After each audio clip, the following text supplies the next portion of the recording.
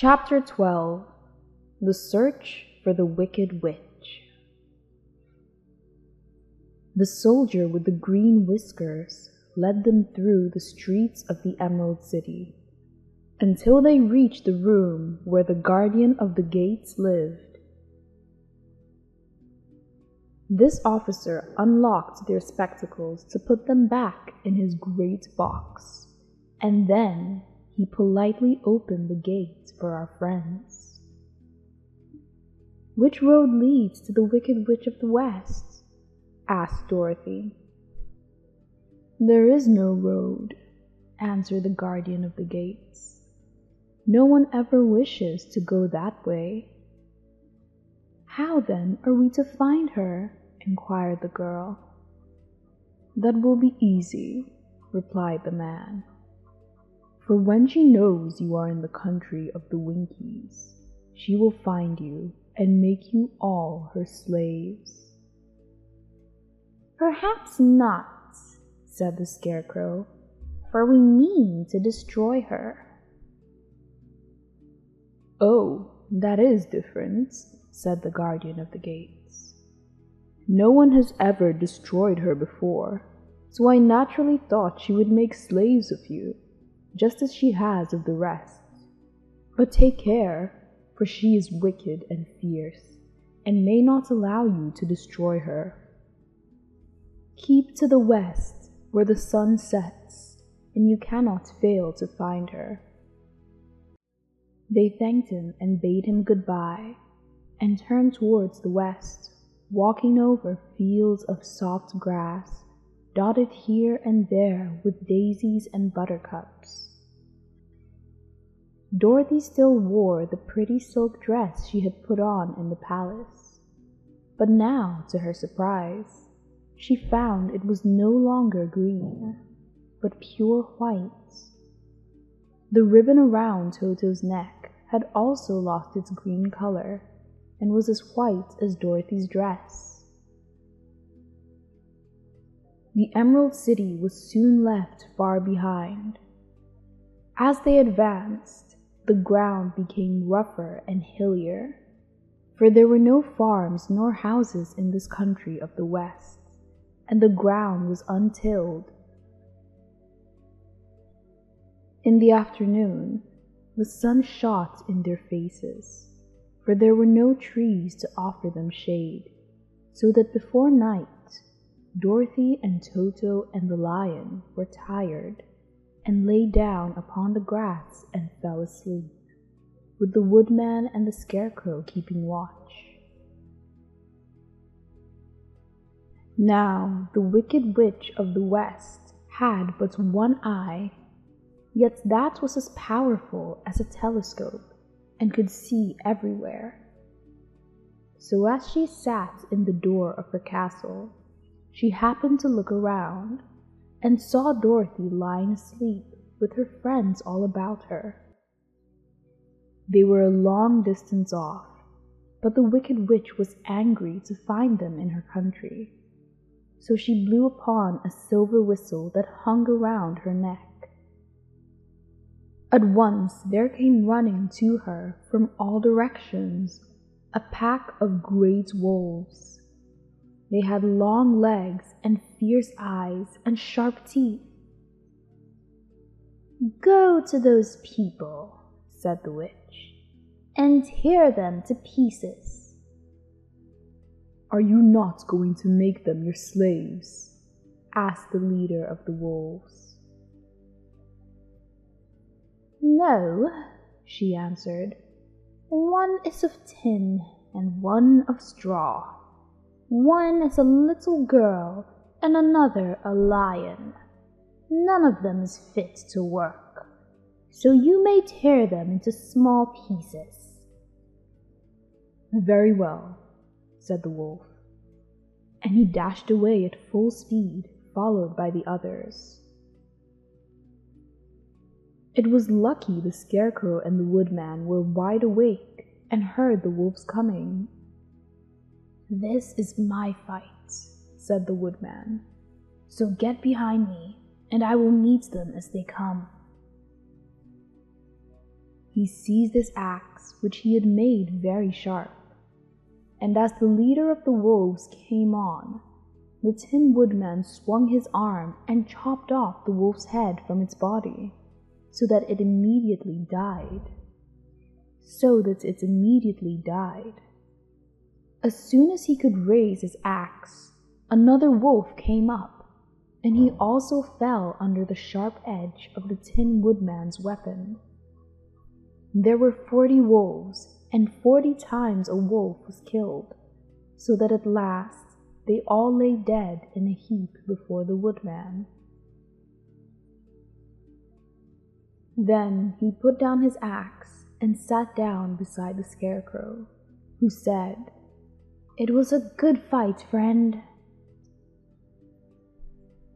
They waited until Dorothy awoke the next morning.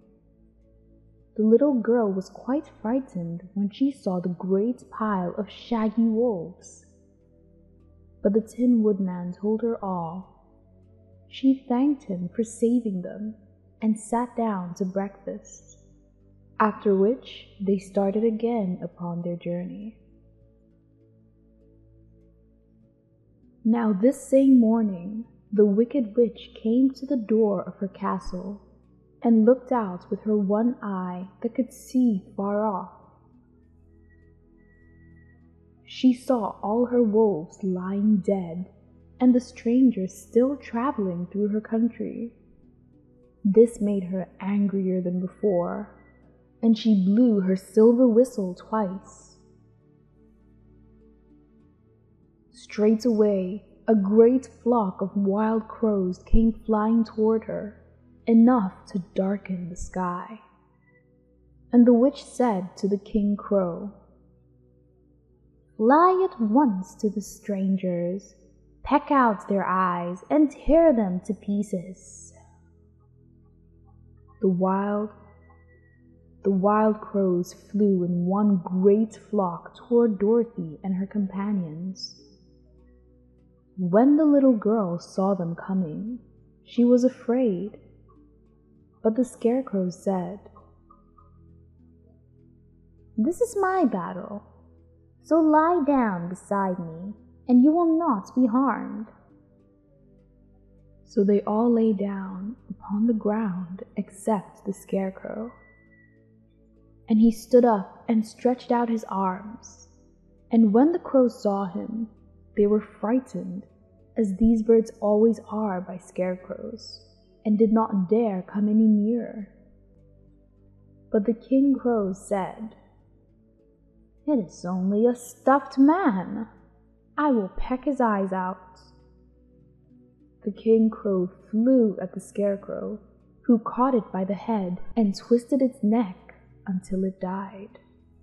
And then another crow flew at him, and the Scarecrow twisted its neck also. There were 40 crows, and 40 times the Scarecrow twisted a neck, until at last they were all lying dead beside him. Then he called to his companions to rise, and again they went upon their journey. When the Wicked Witch looked out again, and saw all her crows lying in a heap, she got into a terrible rage, and blew 3 times upon her silver whistle. Forthwith they heard a great buzzing in the air, and a swarm of black bees came flying toward her. "Go to the strangers and sting them to death," commanded the witch. And the bees turned and flew rapidly until they came to where Dorothy and her friends were walking. But the Woodman had seen them coming, and the Scarecrow had decided what to do. "Take out my straw and scatter it over the little girl and the dog and the lion," he said to the Woodman. "And the bees cannot sting them." This the Woodman did, and as Dorothy lay close beside the lion and held Toto in her arms, the straw covered them entirely. The bees came and found no one but the Woodman to sting, So they flew at him and broke off all their stings against the tin without hurting the woodman at all. And as bees cannot live when their stings are broken, that was the end of the black bees. And they lay scattered thick about the woodman like little heaps of coal. Then Dorothy and the lion got up, and the little girl helped the Tin Woodman put the straw back into the scarecrow again, until he was as good as ever. So they started upon their journey once more. The Wicked Witch was so angry when she saw her black bees in little heaps like fine coal, that she stamped her foot and tore her hair and gnashed her teeth. And then she called a dozen of her slaves who were the Winkies, and gave them sharp spears, telling them to go to the strangers and destroy them. The Winkies were not a brave people, but they had to do as they were told. So they marched away until they came near to Dorothy.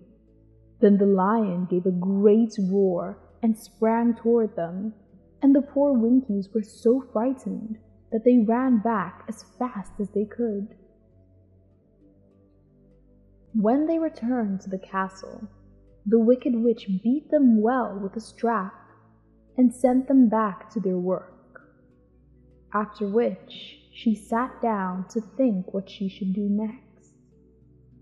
She could not understand how all her plans to destroy these strangers had failed, but she was a powerful witch as well as a wicked one, and soon she made up her mind how to act. There was in her cupboard a golden cap with a circle of diamonds and rubies running around it. This golden cap had a charm. Whoever owned it could call 3 times upon the winged monkeys, who would obey any order they were given. But no person could command these strange creatures more than 3 times. Twice already the Wicked Witch had used the charm of the cap, once when she had made the Winkies her slaves and set herself to rule over their country. The winged monkeys had helped her do this. The second time was when she fought against the great Oz himself and driven him out of the land of the West. The winged monkeys had also helped her in doing this. Only once more could she use this golden cap, for which reason she did not like to do so until all her other powers were exhausted. But now that her fierce wolves and her wild crows and her stinging bees were all gone, and her slaves had been scared away by the cowardly lion, she saw there was only one way left to destroy Dorothy and her friends. So the Wicked Witch took the golden cap from her cupboard and placed it upon her head. Then she stood upon her left foot and said slowly, "Epe, pepe, kaki." Then she stood on her right foot and said, "Hello, hallo, hello." After this she stood upon both feet and cried in a loud voice, "Zizzy, zozzy, zeek." Now the charm began to work. The sky was darkened, and a low rumbling was heard in the air. There was a rushing of many wings, a great chattering and laughing, and the sun came out of the dark sky to show the Wicked Witch surrounded by a crowd of monkeys, each with a pair of immense and powerful wings on his shoulders. One, much bigger than the others, seemed to be their leader. He flew close to the witch and said, "You have called us for the 3rd and last time. What do you command?"